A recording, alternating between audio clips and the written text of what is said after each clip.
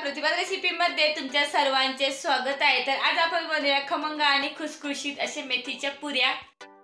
आणि ही जी आहे ना मेथीची मसाला पुरी अगदी 10 ते 15 दिवस हमखास टिकते। अगदी तुम्ही प्रवासात सुद्धा नेऊ शकतात किंवा तुम्ही एकदा बनवून हवे तेव्हा खाऊ शकता। अगदी चहा सोबत सुद्धा ही तुम्ही मसाला पुरी खाऊ शकता। तर चला पाहूया कशी बनवायची ते।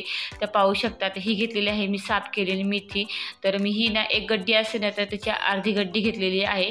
आता अगोदर आपल्याला काय करायचे आहे की ही मेथी आहे ना साफ केलेली धुवून घ्यायची। बघा तिला अशी माती असते 2 ते 3 पाण्याने शक्यतो पालेभाजी कुठलीही असू द्या स्वच्छ धुवून घ्यायची। तर आता एकदा धुवून घेतलेले आहे अशीच मी आता 2 वेळा धुवून घेते। आता त्याला पाहू शकता वाटण बनवायचं आहे आपल्याला मसाला पुरी बनवायची। तर त्यासाठी मी ही घेतलेली आहे हिरवी मिरची। तर इथे मी जास्त तिखट नाही बनवणार आहे कारण तुम्ही लहान मुलांसाठी जेव्हा आपण बनवतो तेव्हा कमी तिखट बनवायचं। आणि लसूण घेतलेलं आहे 5 ते 6 पाकळ्या। आता याची अशी पेस्ट करून घ्यायची। 4 हिरव्या मिरच्या आणि लसणाची पेस्ट केलेली आहे। आता याच्यामध्ये आपल्याला काय करायचं आहे थोडी थोडी मेथी टाकून थोडंसं 1-2च वेळा फिरवून घ्यायची आहे। जास्त बारीक करायची नाही आहे थोडंसं असं जाडसरच हवं। तर हे बघा कारण आपण जर चिरायला गेलं तर जास्त बारीक चिरली जाणार नाही त्यामुळे मी काय केलं 2दा फक्त फिरवून घेतलेलं आहे। पाणी अजिबात टाकायचं नाही असंच फक्त फिरवून घ्यायचं आहे। आता मी काय करते एका ताटामध्ये काढून घेते ज्याच्यामध्ये आपल्याला पीठ मळायचं आहे पुरीसाठी। त्यामध्ये आता राहिलेली मेथीसुद्धा आपण काय करूया मिक्सरच्या भांड्यामध्ये टाकून अशीच 1-2-3 वेळा फिरवली की व्यवस्थित बारीक होते। जास्त बारीक नाही करायची आणि जास्त जाडही नाही ठेवायची। तर हे बघा पाहू शकता तर ही सुद्धा आता आपण बारीक करून घेतलेली आहे। तर चला आता मेथी बारीक करून झालेली आहे। आता मी एक गड्डी नाही घेतलेली आहे तर अर्धी गड्डी घेतलेली आहे। आता 1 चमचा ओवा घेतलेला आहे थोडासा हातावरती पुस करून टाकूया मी त्याचा वास जो आहे तो पुरीमध्ये छान बसतो। कारण आता याच्यामध्ये टाकूया हवरी म्हणजेच पांढरे तीळ। आता मी हे ना घेतलेले आहेत 2 चमचे अजून थोडेसे टाकते म्हणजे 3 चमचे जवळपास घेतलेले आहे। आणि 1 मोठा चमचा भरून हळद पावडर। आता त्याच्यामध्ये मिरची पावडर टाकायची गरज नाही आहे कारण आपण लसूण आणि हिरवी मिरचीची पेस्ट करून टाकली होती। आता हा मी घेतलेला आहे मैदा। इथे आपण आज मैदा वापरणार आहे। तर ह्या वाटीनुसार आता बघा मी 2 वाटी मैदा घेतलेला आहे। तर वाटीने मोजून घेऊया 1 वाटी आता घेतलेली आहे म्हणजे जवळजवळ हा पाव किलो मैदा झालेला आहे। आता याच्यामध्ये आपण काय करूया मी बेसन पीठ घेते म्हणजे पुरी जी आहे ना छान खुसखुशीत होते। तर आता मी 3 चमचे घेतलेले आहे बेसन पीठ। आता हे सर्व आपल्याला चाळून घेते। तर चला आता हे अगोदर मी चाळून घेते मग आपण पीठ मळून घेऊया। तर पीठ चाळून झालेलं आहे। आता इथे आपण काय करणार आहे आज काळं जे मीठ असतं शेंदे मीठ म्हणतात ते मीठ वापरणार आहे कारण याने काय होतं की पुरीची चव अजूनच छान होते त्यामुळे शक्यतो काळं मीठ वापरा। आता मीठ टाकलं तर सर्व साहित्य टाकून झालं आहे। तर अगोदर पाणी टाकायच्या अगोदर आपण हे व्यवस्थित मळून घेऊया म्हणजे सगळा जो मसाला वगैरे आपण वापरलेला आहे तो सगळा व्यवस्थित लागला जाईल।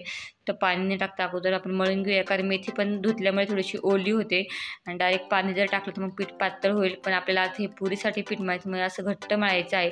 तर चला थोडं थोडं पाणी टाकून आता हे पीठ जे आहे ना आपण घट्ट असं मळून घेऊया। सैल अजिबात नाही मळायचं कारण पुरी छान खुसखुशीत झाली पाहिजे आणि कुरकुरीत झाली पाहिजे खायला छान खमंग अशी लागलीच पाहिजे यासाठी आपण थोडंसं घट्ट पीठ मळून घेणार आहे। तर पाहू शकते बघा आपलं पीठ जे आहे ना आता मळून झालेलं आहे छान असा गोळा आपण बनवून घेतलेला आहे। आता याच्यावर थोडंसं तेल टाकून पुन्हा एकदा मळून घेते आणि 10 मिनटं आपण काय करणार आहे की हे पीठ जे आहे ना भिजत ठेवणार आहे असंच आणि मग त्याच्या आपण पुऱ्या करून घेणार आहे। तर हे बघा अशा पद्धतीने आता आपण पीठ आहे ना पाहू शकता मळून घेतलेलं आहे। तर त्याला 10 मिनटं असंच ठेवूयात। तर चला बघा पीठ पहा छान असं मळून झालेलं आहे थोडं हलकं झालेलं आहे 10 मिनटं छान भिजत ठेवलं होतं।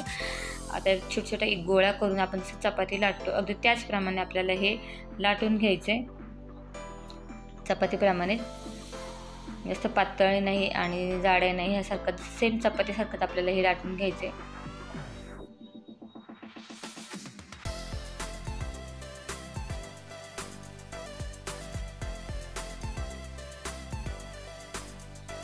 तर पाहू शकता हे बघा असं आपण लाटून घेतलेलं आहे। हे बघा जर साईज पाहू शकता जाड नाही पातळ नाही। आता काय करायचं असं लाटून झाल्यानंतर ना असं काठावाला एखादा ग्लास घ्या किंवा डब्याचं झाकण घेता आणि आपण जसं आपण पुऱ्या पाडतो अगदी त्याचप्रमाणे आपल्याला ह्या पुऱ्या ज्या आहेत ना त्या पाडून घ्यायच्या आहे।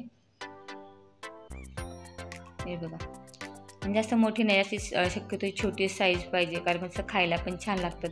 अगदी तुम्ही चहासोबत खाऊ शकता किंवा लहान मुले जर घरात असेल तर त्यांना 5-6च्या वेळी सायंकाळच्या वेळी भूक लागते, ते सुद्धा हे आवडीने खाऊ शकता. आणि मस्त खमंग खुसखुशीत तर आहेच, पण पौष्टिकसुद्धा आहे या मेथीच्या पुऱ्या.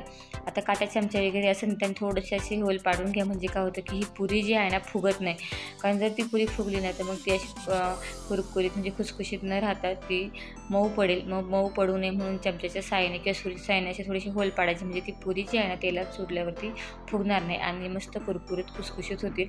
तर चला आता अशा पद्धतीने आपण काय करूया की 1-2 अजून करून घेऊया अशा पोळ्या, आणि त्याच्या पुऱ्यासुद्धा आपण करून घेऊया.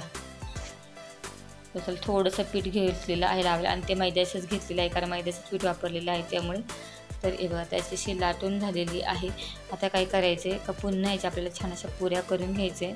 माझ्याकडे ग्लास होता काठाचा म्हणून मी ग्लास घेतला आहे. तुमच्याकडे डब्याचं झाकण वगैरे असेल किंवा काही असेल ते तुम्ही इथे यूज करू शकता. तर हे बघा अशा पुऱ्या करून झालेल्या आहे आणि मस्त एकसारख्याच झालेल्या आहे. आणि काटा चमच्याने त्याला असं आपण थोडेसे होल करून घेऊया, जेणेकरून पुरी फुगणार नाही आणि मग मस्त खुसखुशीत आणि खमंग अशी पुरी होईल. आणि खूप छान लागतात ह्या मेथीच्या पुऱ्या.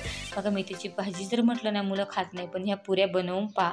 एकदा बनवून तुम्ही 10 ते 15 दिवसासाठी या स्टोअर करू शकता, खराबसुद्धा होत नाही, काही नाही, आणि मस्त होतात. आता पुऱ्या करून झालेल्या आहेत. आपल्याला काय करायचे आहे की या तळून घ्यायचे आहे. आता तेल जे आहे ना एकदम हाय हीट पण नाही करायचं, थोडंसं मीडियम हीटवरच या पुऱ्या आपल्याला तळून घ्यायच्या आहे. अगदी छान पौष्टिक लागतात आणि समजणार पण नाही की ह्या मेथीच्या पुऱ्या आहेत ते छान लागतात. तर तुम्ही सुद्धा अशा मेथीच्या पुरी खाल्ली आहे की नाही कमेंट करून नक्की सांगा. याआधीसुद्धा आपण खूप साऱ्या वेगवेगळ्या नाश्त्यासाठी रेसिपी पाहिलेल्या आहे, किंवा मेथीची भाजीची सुद्धा पातळ भाजी असेल, सुकी भाजी असेल, अशा वेगवेगळ्या मेथीच्या भाजीसुद्धा रेसिपी पाहिलेल्या आहेत. त्याची लिंक मी डिस्क्रिप्शन बॉक्समध्ये देणार आहे, तुम्ही नक्की पहा. तर हे बघा ह्या फ्राय करून झालेल्या आहेत मस्त अशा. ह्यात आपण काढून घेऊया. अजिबात कडक नाही होत, मस्त खुसखुशीत होतात पुरी आणि मस्त वास पण येतो, इतका सुंदर वास सुटला येतात आणि मस्त मेथीचा. तर चला आता अशाच आपण बाकीच्या पुऱ्या पण तळून घेऊया.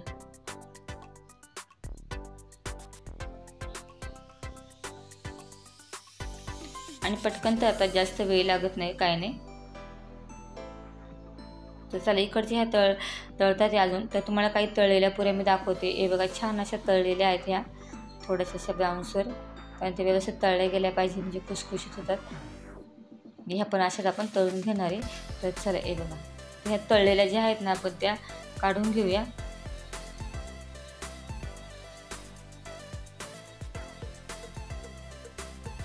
बाकीचे सुद्धा आपण असंच सर्व तळून घेऊया. तर चला पाहूया किती मस्त अशा आपल्या ह्या पुऱ्या झालेल्या आहेत. मस्त खमंग खुसखुशीत मेथीच्या मसाला पुऱ्या बघा भरपूर अशा मी करून घेतलेल्या आहेत आणि अजून काही तळायचे सुद्धा बाकी आहेत. एवढ्या तळून झालेल्या आहेत. तर तुम्हाला सुद्धा अशी मेथीच्या खमंग खुसखुशीत पुरी खायला आवडते का, आणि तुम्ही खाल्ली का ते सुद्धा कमेंट करून नक्की सांगा. तर पाहू शकता एवढे आपल्या मस्त सर्व आता तळून झालेले आहे, किती छान दिसतात आणि खायलाही तितक्याच छान रुचकर लागतात, खमंग लागतात. हे बघा जर तुम्हाला मेथीची भाजी आवडत नसेल तर ह्या एकदा नक्की ट्राय करा. तुम्ही प्रवासात नेण्यासाठी सुद्धा बनवू शकता, किंवा मुलांना सायंकाळच्या वेळी किंवा मधल्या वेळेत खाण्यासाठी सुद्धा तुम्ही एकदा बनवून ठेवू शकता, म्हणजे ते सुद्धा आवडीने खातील. किंवा तुम्ही चहासोबत सुद्धा ही पुरी खाऊ शकता. तर पाहू शकता बघा किती सुंदर असे झालेले आहे. आणि बघा मस्त आवाजावरून समजत असेल किती खुसखुशीत अशी पुरी झालेली आहे. तर तुम्हाला ही रेसिपी कशी वाटली नक्की सांगा. अशाच नवीन रेसिपी पाहण्यासाठी तुम्ही अजून प्रतिभा रेसिपी यूट्यूब चॅनल सबस्क्राईब केलं नसेल तर पटकन जाऊन सबस्क्राईब करा, म्हणजे काही नवीन व्हिडिओ आले की तुम्हाला देखील लगेच पाहायला भेटतील. आणि व्हिडिओला लाईक आणि शेअर करायला विसरू नका. धन्यवाद.